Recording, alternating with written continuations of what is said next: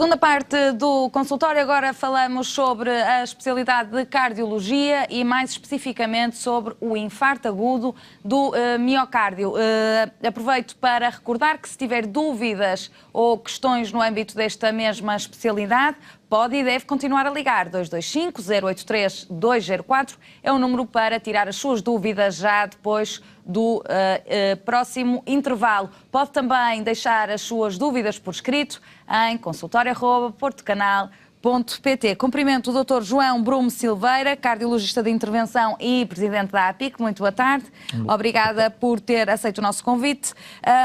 Sendo que as doenças do aparelho circulatório, infelizmente, ainda são a principal causa de morte em Portugal, é sempre bom recordar e trazer à baila aqui esta patologia e, nomeadamente, lançar os devidos alertas. Quando falamos de infarto do miocárdio, estamos exatamente a falar de quê? Ora bem, infarto agudo do miocárdio é morte de um bocado do músculo do coração. O músculo do coração chama-se miocárdio. O coração é uma bomba e a intenção dessa bomba é levar o sangue às células do organismo e levar nutrientes e levar oxigênio para que essas células funcionem normalmente. Portanto, se a bomba tiver esta bomba também tem que ser alimentada, ok? Portanto, se houver uma zona da bomba, portanto, uma artéria que leve o sangue e os nutrientes a uma zona, determinada zona do coração, se houver uma obstrução da artéria e o sangue e os nutrientes não chegarem a uma zona do coração, portanto, ao fim de umas horas, se não houver, digamos que a chegada destes nutrientes e deste oxigênio, essa zona do coração morre. E então é aquilo que nós chamamos um infarto. E a bomba deixa de ter a sua função contrátil preservada ou pode ser demasiadamente preservada ou pode ser demasiadamente atingida. Portanto, mas consoante a zona do coração que é afetada, nós podemos ter um doente que tenha mais ou menos capacidade para recuperar ao seu estado normal prévio ao infarto. Portanto, esta é a definição do infarto agudo do miocárdio. Portanto, este bloqueio, vamos dizer Sim. assim, vai gerar depois consequências maiores ou menores, consoante quer a intensidade, quer a própria saúde já da pessoa, certo? Depende. Portanto, nós temos várias artérias. É evidente que se for uma artéria de maior calibre que tapar, obviamente que vai ter uma área do coração em maior risco. Portanto, quanto mais músculo você perder, maior vai ser o dano em termos da bomba, percebe? A bomba não vai funcionar tão bem. Por isso é que nós dizemos sempre, quando falamos de infarto agudo do miocárdio, que o tempo conta. Portanto, quanto mais cedo você tiver, digamos, se for alertada para os sintomas e pedir ajuda, mais rapidamente você vai ser tratada, logo melhor vai ser o prognóstico, percebe? Vamos perder menos músculo. E perdendo menos músculo, vamos ter uma função da bomba mais preservada. Portanto, esse é o objetivo. Já que não conseguimos evitar completamente que esta situação aconteça, pelo menos provoquemos o menor dano possível. E essa é a intenção na maioria das nossas campanhas quando falamos em infarto agudo do miocárdio. Portanto, o tempo conta, quanto mais depressa a pessoa vier, melhor. E temos uma máxima que às vezes farto-me de repetir, que é sempre o tempo é músculo. Portanto, quanto mais precocemente nós atuarmos sobre esta patologia, melhor será a recuperação, melhor será o prognóstico para o doente. E quais são esses primeiros sinais, então, para que nós, ao estarmos perante um caso desses, à nossa beira, ou caso sintamos alguma coisa que nos pode servir de alerta, relembrar quais esses primeiros sinais que, quer seja mesmo um infarto ou não, porque muias vezes são um pouco enganadores os sinais, mas quais são estes alertas para que a pessoa haja de imediato? O sintoma mais importante é a dor no peito. E geralmente é uma dor, digamos, retroesternal, portanto, atrás da tábua do peito, como o meu povo diz. E então a dor geralmente é uma dor que surge em repouso, é uma dor geralmente em aperto, é uma ardência, é uma queimação ou é uma sensação de peso. Geralmente esta dor dá em repouso, portanto a pessoa não está a fazer exercício, é uma dor que surge espontaneamente. É uma dor que muitas vezes irradia para a garganta, para a mandíbula, para as costas e para os braços. Tipicamente essa dor é prolongada, portanto geralmente é uma dor que leva mais de 20, 30 minutos, portanto, a passar, se não houver um tratamento, e é acompanhada de sintomas, muitas vezes, que é aquilo que nós chamamos de sintomas acompanhantes, que é a pessoa está nauseada, muitas vezes vomita e muitas vezes tem aquilo que nós chamamos de hipersudorese, está toda lavada em suor. E algumas vezes a pessoa tem uma sensação de morte iminente e a pessoa às vezes pode ter um desmaio. Portanto, perante estes sintomas, a probabilidade de ele ter um infarto agudo de miocárdio é muito alta. Portanto, aqui o doente tem que fazer uma coisa simples. Portanto, as nossas campanhas são sempre, é que o doente tem que reconhecer estes sintomas. Portanto, durante o reconhecimento destes sintomas, o doente deve pedir ajuda, e a ajuda é ligar ao 112. Ligar ao 112 quer dizer que o doente vai entrar na via verde coronária, isto é, o CODU, que é o Centro de Orientação de Doentes Urgentes, vai mandar uma ambulância medicalizada ao local, vão fazer um eletrocardiograma e, perante isto, vão levar o doente para um hospital que tenha capacidade para fazer o tratamento. O que é o tratamento? Também já estará pronto para receber o doente, não é? Isso tudo depende. Eu vou lhe dizer que é a grande vantagem de você ligar o CODU. Quando você liga o CODU, por exemplo, ligam para o hospital, há um hospital que pode ser, nós podemos estar fora de um hospital, mas aquele hospital naquele momento tem a sala ocupada. Então eles vão ver na rede quem é que está disponível para receber o doente. Não raras vezes, por exemplo, está um doente fora do Hospital São João, mas estão as duas salas ocupadas, ligam ao Santo António ou ligam ao Hospital Eduardo Santos Silva, e se estiver disponível, ele entra na rede e o doente é transportado imediatamente via INEM para o hospital que tem capacidades. E esta é uma das grandes vantagens de nós ligarmos o 112 e entrarmos na via verde. De facto, é que a partir daquele momento, do tempo, não é? O tempo, mas também um tratamento especializado, porque uma ambulância do INEM tem, e felizmente que eles são parceiros da APIC, eles de facto estão equipados com todo o material para fazer o diagnóstico e iniciar o tratamento pré-hospitalar. Isto é muito importante, porque os doentes, quando iniciam o tratamento pré-hospitalar, chegam melhor ao hospital e mais. Não se perde tempo a doer, por exemplo, ir para um hospital que não tem facilidades para fazer o tratamento do infarto agudo miocárdio, que é a angioplastia primária. A angioplastia primária consiste num tratamento minimamente invasivo, é um tratamento percutâneo. Em 90 e tal % dos casos, no nosso Registro Nacional de Cargos de Intervenção, este tratamento é feito através do braço.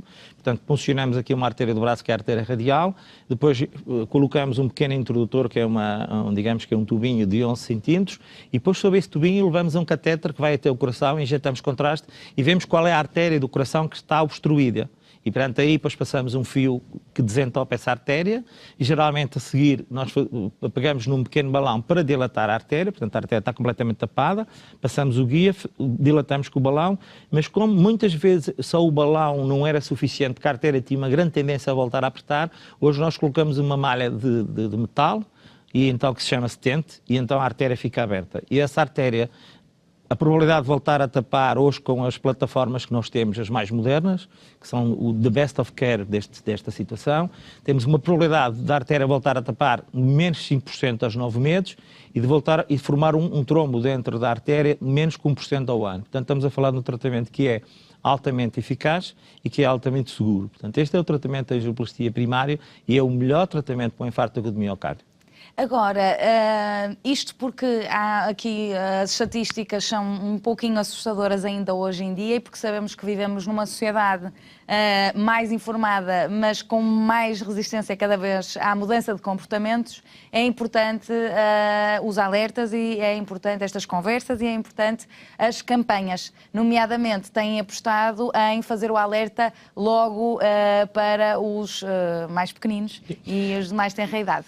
E assim, nós, Portugal, o Eurostat publicou há poucos meses digamos que um press release em que, de facto, o tratamento do infarto agudo de miocárdio, Portugal, a 27, está em terceiro lugar. Portanto, aquilo que nós fazemos em termos de tratamento, nós temos 20 hospitais públicos que fazem angioplastia primária 24 horas por dia, 7 dias por semana, incluindo as ilhas, o Funchal e São Miguel, o Hospital de São Miguel em Ponta Delgada. Portanto, temos cobertura 24 horas por dia, 7 dias por semana. E isso, nós estamos em terceiro lugar em termos de mortalidade. À nossa frente temos a França e temos a Holanda. De resto, o que é um programa bom e foi montado pela Cardiologia de Intervenção, não foi montado pelo Estado, portanto, e que nos orgulha muito. Portanto, em termos de tratamento, obviamente que há sempre coisas que nós podemos melhorar, há sempre os doentes, educar os doentes para os sintomas, educar os doentes para que os doentes liguem o 112, educar os doentes para que os doentes não vão por seu pé a um hospital que não tem a capacidade de fazer tratamento do infarto agudo de miocárdio, que vão perder tempo, vão perder 1 hora ou vão perder 2 horas, percebe? Podem ter uma paragem quando vão sozinhos, portanto, uma das complicações do infarto. Fora também a primeira esse manifestação de desmaio, não é? é terrível. Podem ter um acidente, pode ser muito carro, complicado etc. para eles e pode ser o fim deles, não é? Portanto, por isso é que é importante liguem ao 112. E, portanto, mas nós, portanto, em termos daquilo que é o tratamento, nós já estamos a fazer as coisas muito bem. E o que nós percebemos é que mais de 90% desta patologia pode ser prevenível. Portanto, então temos que, e foi isso que a APIC fez este ano, nós pensamos que era importante lançar e ter um compromisso com a sociedade civil, no sentido de comprometer as pessoas com a doença e comprometer as pessoas com um bom estilo de vida. Isto é um assunto que devia ser, digamos que, agarrado de uma forma muito firme pelo Estado, pela Direção-Geral de Saúde. Não devia ser uma associação como a nossa, que isto obviamente tem custos, que devia pegar nestas coisas, porque nós já fazemos o nosso trabalho. O cuidar dos infartos também tem custos. Pronto, não é? O tratamento do infarto não acaba na angioplastia primária, percebe? Porque, por exemplo, a maioria dos doentes fuma. Portanto, a maioria dos doentes tem excesso de peso. E o excesso de peso traz as tensões elevadas, traz o colesterol elevado e traz a diabetes. Muitos destes doentes têm sedentarismo e têm stress. Portanto, se você tiver um infarto e depois se não mudar o estilo de vida à pessoa, a probabilidade dela voltar aos 3, aos 5 ou aos 10 anos, ela é grande. Portanto, é importante que as pessoas reflitam um pouco, que é preciso entrar, e nós temos este programa de reabilitação cardíaca, em todo o doente que entra, ele começa a ser educado logo no primeiro dia. Começa-se a falar com ele, para tentar perceber como é que é o estilo de vida dele e depois para saber, de uma forma individualizada, como é que nós depois, quando ele passa para a reabilitação, como é que nós temos que atuar relativamente a este doente. Ele pode ter dificuldades em deixar de fumar, que às vezes não é fácil, pode ter dificuldades em termos de alimentação, pode ter problemas de alimentação, portanto há uma equipa multidisciplinar que orienta estes testes. Nós temos consulta de desabituação tabágica, temos um nutricionista, temos gente da reabilitação cardíaca para orientá-los no exercício físico, temos gente da parte psicológica, psicólogos e psiquiatras, porque no fundo estes doentes muitas vezes precisam de apoio, porque não é fácil, portanto nós não podemos julgar com um doente que fuma 60 cigarros por dia, que de um dia para o outro vai deixar de fumar, por isso temos uma equipa multidisciplinar e por isso é que o tratamento não é um contínuo, portanto não acaba no procedimento ou no gesto técnico do laboratório de hemodinâmica, que são as salas de cateterismo. E será por isso também que acham que é mais fácil, em vez de optar por uma mudança de comportamento quando já está o caos instalado, que os comportamentos mudem. Aliás, os comportamentos mudem, não, as crianças aprendam os hábitos de vida saudável. Eu não é? acho E daí este vídeo. Se nós educarmos as crianças, nós podemos ter adultos mais saudáveis. Essa é a nossa primeira missão. E a seguir, não se esqueça que muitas vezes os filhos acompanham os pais e são o espelho daquilo que se passa na família. E se os miúdos, reparem, os miúdos hoje em dia quando são bombardeados para o malefício do tabaco, portanto. Eu tenho alguns doentes que andei durante 10, 20 anos a tentar que eles deixassem de fumar e eles nunca deixaram de fumar. Mas apareceu um neto ou apareceu uma neta, vou cheiras de tabaco. Ou outro, não fumas aqui. E portanto, está a ver, são estas pequenas coisas que às vezes fazem com que as pessoas mudem o seu estilo de vida e nós andamos muitos anos e que temos um know-how para saber o que é que se deve fazer e as crianças fizeram com que o avô deixasse de fumar ou que reduzisse de uma forma substancial a quantidade de cigarros que fuma por dia. Isto é positivo e depois também ajudá-los no exercício, ajudá-los na alimentação, porque os miúdos são muito motivados para isto. Portanto, há uma camada de miúdos que de facto têm um problema da obesidade, mas também há outros que gostam de fazer exercício físico e gostam de fazer exercício em família. Portanto, isto é bom para os pais e para a família se reunir e de focar, digamos que, todo este ponto na prevenção. Muito bem, nós vamos ter então a oportunidade agora de ver o vídeo educativo que foi de resto distribuído pela APIC, certo? Sim, foi distribuído a mais de 100 escolas primárias e secundárias do país e foi muito bem aceito e temos tido participação ativa sempre que nos é um bom feedback, muito bom feedback. Vamos então ver o vídeo.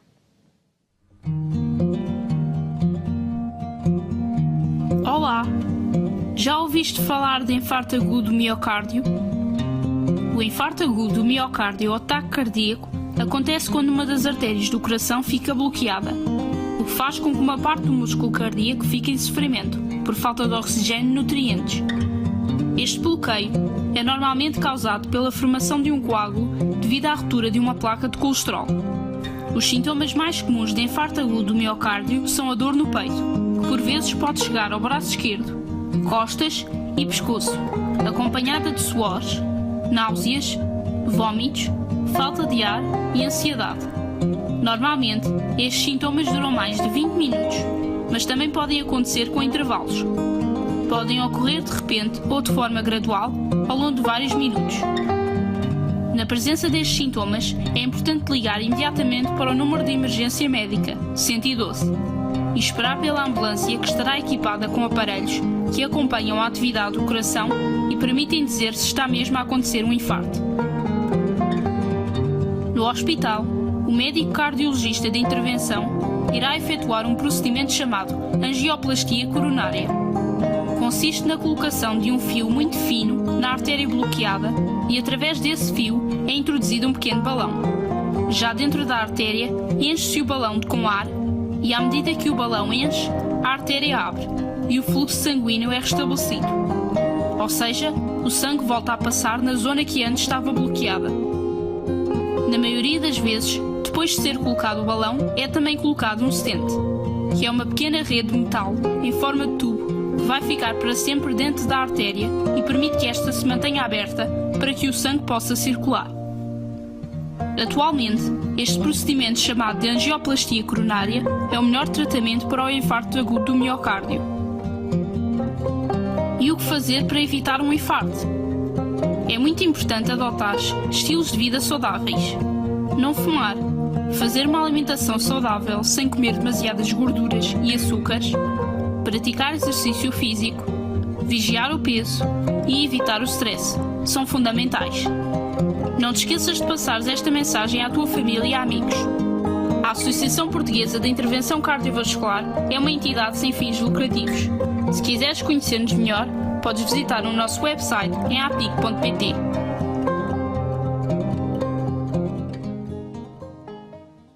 E porque 90% destas doenças são evitáveis, é fundamental, doutor, alertar, não quer demais. Não quer demais, eu acho que a prevenção, nós, como lhe disse há um pouco, nós somos muito bons no tratamento, mas não somos muito bons na prevenção. Portanto, de facto, nós precisamos de dizer isto muitas vezes às pessoas e aos doentes em particular, para que eles, está na mão deles. Portanto, a nossa parte é tratar os doentes, mas eles depois, nós não andamos atrás deles 24 horas por dia. Nós não podemos fazer toda esta viagem com eles. Nós pagamos, podemos até comprar um bilhete com eles, mas não temos que fazer necessariamente a viagem. Portanto, acho que isto é um problema de cada um de per si e cada um refletir se quer de facto ser uma pessoa saudável ou não e ter estilos de vida saudáveis. E penso que isso é mais importante.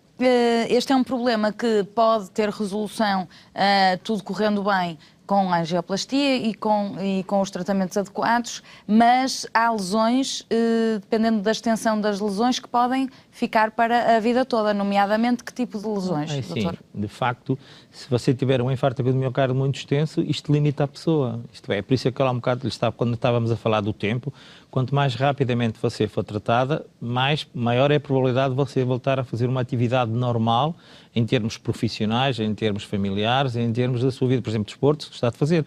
A maioria dos nossos doentes hoje fazem desporto, voltam a fazer uma vida. Agora, problemas motores na sequência de um... Não. E só se tivesse um problema motor, se fosse um problema, às vezes podia estar associado a um centro vascular cerebral, mas isto é uma coisa do cérebro, é uma coisa diferente. Não, a maioria destes vezes, o que se passa é que estes doentes, se o infarto for muito extenso, algum destes doentes depois têm falta de ar. Portanto, isto é, a bomba não consegue levar a quantidade de sangue necessária ao organismo e às células dos diferentes órgãos e diferentes sistemas do organismo para que a pessoa se sinta bem. A pessoa pode, anda 100 metros, cansa-se, tem falta de ar. E isto é óbvio que se você tiver 85 anos pode não ter muita importância, mas numa pessoa de 50, 60 anos, que são pessoas ativas, deixa marcas. Provavelmente que a pessoa foi tratada tardiamente ou não recorreu ao sítio correto no tempo certo. Portanto, isto é de facto muito importante. Por isso é que, de facto, estas são as grandes danos. Os grandes danos é, de facto, que quanto maior for a área do coração que é perdida em termos daquilo que é a morte das células... Depois já não é recuperável. Não é. Se for ao fim, nós recuperamos sempre algum músculo, mas quanto mais tarde o doente se nos apresentar, pior é o prognóstico. Portanto, por isso é que é importante. Em relação à medicação, depois do paciente ter passado por um episódio deste género, há uma medicação vitalícia? Não? Há um acompanhamento que deverá ser também vitalício? Tudo depende, com que regularidade? Tudo depende da extensão do infarto. Alguns medicamentos, quando nós colocamos stents, isto é uma malha geralmente é cobalto crómio, é uma malha de aço, portanto, demora algum tempo a que esta malha seja reabsorvida dentro da parede da artéria, portanto vai ser coberta e no fundo vai ser incorporada dentro da artéria. Até essa parte, essa malha é um corpo estranho que está dentro da artéria, portanto há sempre risco de formar um coágulo. Portanto, o doente tem que fazer uma medicação que se chamam antiagregantes plaquetários, geralmente são 2, pelo menos o doente com infarto deve fazer pelo menos durante 1 ano os 2. E ao fim de 1 ano deixa tomar um e passa a tomar, e fica só a tomar um, aí sim vitalício. E depois, dependendo de que doente nós temos, a doente se tiver colesterol alto tem que perder peso e fazer exercício físico, tem que fazer uma medicação para o colesterol, se tiver hipertensão a mesma coisa, tem que fazer medicação para controlar a pressão arterial e se for diabético também tem que ter medida de exercício físico e de dieta e obviamente fazer medicação para a diabetes, pode ser comprimidos ou pode ser insulina, mas isto cada doente tem um tratamento individualizado. Agora, muitas vezes as pessoas associam o tabagismo mais a doenças do foro respiratório e ligadas aos pulmões. Como sabemos, e falamos disto aqui todos os dias, o tabaco afeta as pessoas em todas as áreas e por isso é que as patologias normalmente têm este como fator de risco. Explicar aqui qual é a importância de facto de não fumar. O que é que o tabaco, em que é que o tabaco prejudica diretamente na saúde do nosso músculo cardíaco? O tabaco no coração provoca a aterosclerose, portanto, provoca pequenas placas dentro da artéria, que no fundo é um estreitamento da artéria e é um dos fatores de risco mais importantes e fatores modificáveis que nós temos e que é uma das principais causas do infarto do miocárdio. O tabaco, isso é indiscutível, além de ter problemas na doença pulmonar obstrutiva crónica, como também no cancro do pulmão, que estão claramente associados, e outras doenças da orofaringe e tudo mais, mas o tabaco no pulmão é, de facto, um dos grandes promotores da aterosclerose. E a aterosclerose, isto é, a formação de placas dentro das artérias, ela não acontece só nas artérias do coração. Os fumadores, a maioria, em 50% dos casos, também têm as pernas, também tem aquilo que nós chamamos de angina das pernas, a claudicação intermitente, o doente fica com obstrução nas pernas e ao fim de 50, 100 metros o doente começa a ter dor na barriga das pernas e para. Portanto, é exatamente aquilo que nós temos no coração.